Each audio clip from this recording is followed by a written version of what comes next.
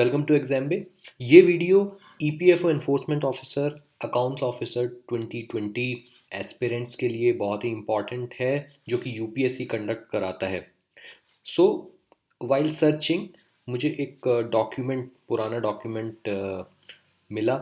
2017 का ये डॉक्यूमेंट है जिसमें कट ऑफ दी हुई है। Okay, so many of you already know about this document. आप लोगों को पता होगा कट ऑफ वगैरह के बारे में, बट थोड़ा सा एक बहुत छोटा सा एक एनालिसिस इस वीडियो के थ्रू हम कर लेते हैं।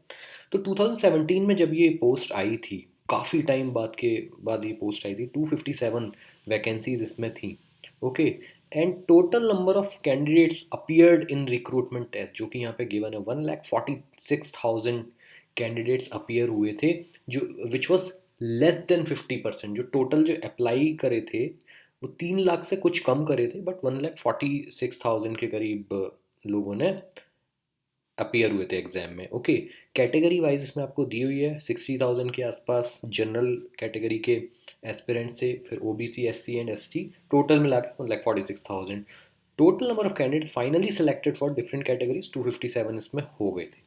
अब minimum level of suitability of marks, तो रिक्रूटमेंट टेस्ट में अगर हम अंडर अनरिजर्व कैटेगरी की बात करें, 49.5 मार्क्स पे लास्ट कैंडिडेट जिसके 49.5 आए होंगे वो इसमें सेलेक्ट हुआ होगा। ये जो सिलेक्शन हुआ था ये एक ऑलरेडी प्री डिटरमाइंड बेसिस पे हुआ था कि भाई इंटरव्यू के लिए हम, जैसे सपोज करिए कि 257 पोस्ट हैं, तो हम 10:1 के रेशियो में हम लोग सेलेक्ट करेंगे। तो अराउंड 2600, 2570, 2570 कैंडिडेट्स में सेलेक्ट हुए होंगे। लास्ट कैंडिडेट के 49.5 मार्क्स होंगे, जो कि जनरल में आता है। ऐसे ही ओबीसी एससी एसटी मिलाकर इन्होंने कुछ लोग सेलेक्ट करे थे। ओके, अब एक ध्यान देने वाली बात यह है कि लास्ट टाइम जब ये एग्ज़ाम होता तो वेटेज जो थी इंटरव्यू की और रिक्रूटमेंट टेस्ट की वो इक्वल थी, 50-50 की वेटेज थी, राइट।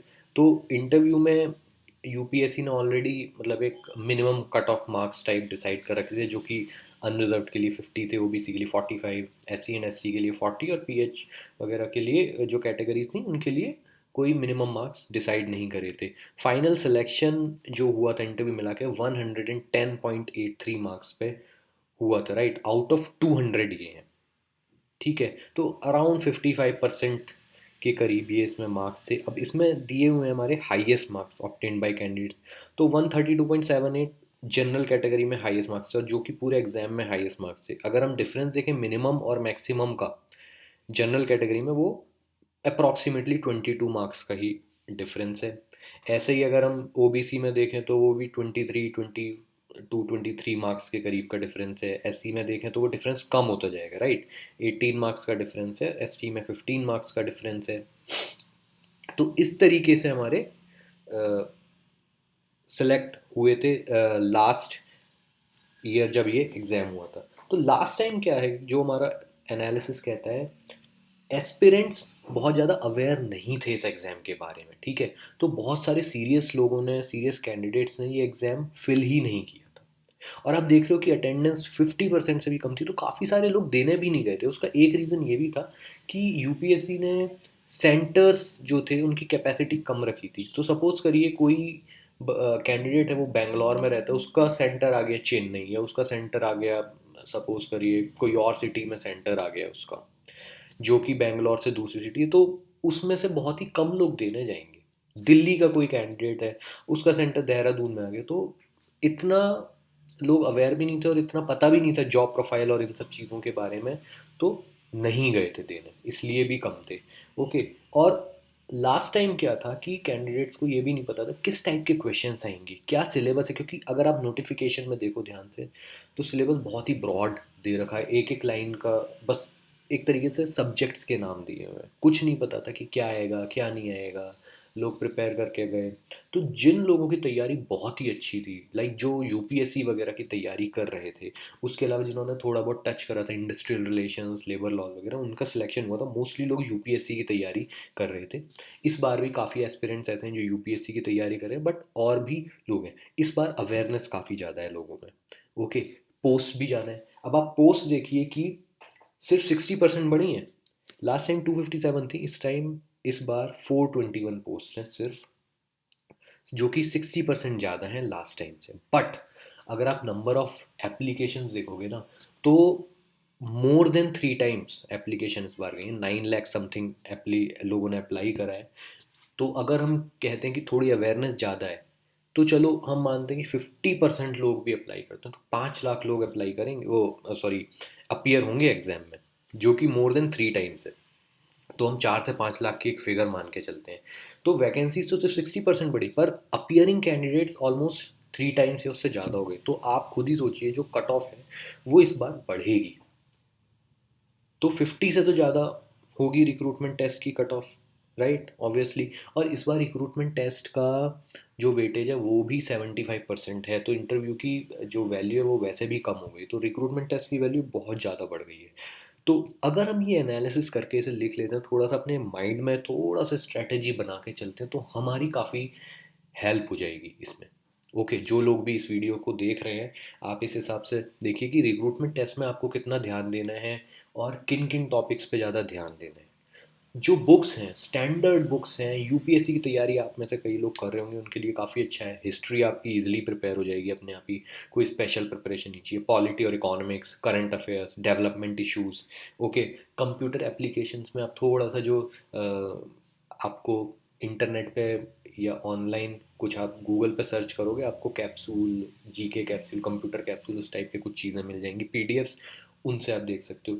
इंग्लिश, ऑब्वियसली, क्योंकि यूपीएससी का पेपर 2 भी होता है और आप में से मोस्टली लोग एसएससी के भी एस्पिरेंट्स होंगे, तो इंग्लिश और मैथ्स आपकी बहुत आराम से हो जाएगी। थोड़ा सा आपको रिवाइज करने की ज़रूरत है अगर आप और एग्जाम्स की भी तैयारी कर रहे हो तो। ठीक है, बस थोड़े बहुत आपको क्वेश्चंस प्रैक्टिस करने हैं, इसके हिसाब से बहुत टफ क्वेश्चंस नहीं आते हैं।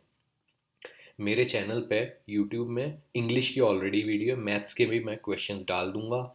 हमारा ब्लॉग आ रहा है, ब्लॉग में भी आपको मिल जाएंगे, वहाँ से भी आप पुराने क्वेश्चंस इसके प्रिपेयर कर सकते हो, कुछ टाइम में आएंगे। और उसके बाद आप देखिए इंडस्ट्रियल रिलेशंस, लेबर लॉज वगैरह, ये सब जो सब्जेक्ट्स हो गए, ये थोड़े से स्पेशलाइज सब्जेक्ट्स हैं, इनकी स्पेशलाइज स्टडी आपको चाहिए। इसका मटेरियल आपको देखना पड़ेगा कहाँ से मिलेगा, एक कोई सोर्स नहीं है उसका, क्योंकि इसकी ईपीएफओ की बुक्स अगर आप अमेजोन वगैरह पे भी सर्च करोगे तो आपको इतनी आसानी से ऐसे कोई ऐसी बुक नहीं मिलेगी, ठीक है, जो एकदम कॉन्सेंट्रेटेडली या फोकस्ड वे में इसको करा रही हो। और जो बुक्स हैं उनका पता नहीं कि किस तरीके से उन्होंने दिया है। तो एक बुक अपनी भी आ रही है, आने वाली है, जो कि फोकस्ड वे में इसी एग्ज़ाम के लिए लिखी गई है, पूरी रिसर्च करके लिखी गई है, क्या क्या टॉपिक्स आ सकते हैं पुराने टॉपिक्स को देखकर, और जो अभी जो रेलिवेंट टॉपिक्स हैं 2020 के, उन सबको मिलाकर वो बुक बनाई गई है, फोकस्ड इसी के लिए है।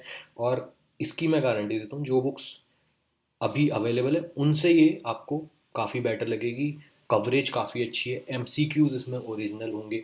ओके, थोड़ा सा वेट करिए, अपडेट हम डाल देंगे, जनवरी फर्स्ट वीक में आई थिंक ये बुक आएगी। ओके, सो इतनी सी मुझे जानकारी देनी थी। अगर आपको अच्छी लगती है, ऑब्वियसली मैं काफ़ी सारे क्वेश्चंस अपने चैनल पर भी डालता रहता हूँ, और भी मेरे फेसबुक वगैरह पे भी डालता रहता हूँ। कुछ क्वेश्चन बुक के हैं, कुछ क्वेश्चंस अलग भी हैं बुक से जो हम बनाते हैं। ओके, तो उससे आपको लेवल ऑफ क्वेश्चंस का आइडिया लगेगा। टॉपिक्स के भी मैं नोट्स डालता रहता हूँ। सो गाइस, तैयारी अपनी कंप्लीट रखिए, और बहुत अच्छी ये पोस्ट है। आप बहुत जल्दी इसमें ग्रुप ए में भी पहुंच जाओगे, क्योंकि अगला प्रमोशन आई थिंक इसका ग्रुप ए का ही होता है। तो अच्छा ऑर्गेनाइजेशन, अच्छी पोस्ट, जॉब प्रोफाइल है। तैयारी अपनी पूरी रखिए, बिल्कुल ढील नहीं देनी है, क्योंकि कंपटीशन काफ़ी ज़्यादा है। All the very best guys, thank you.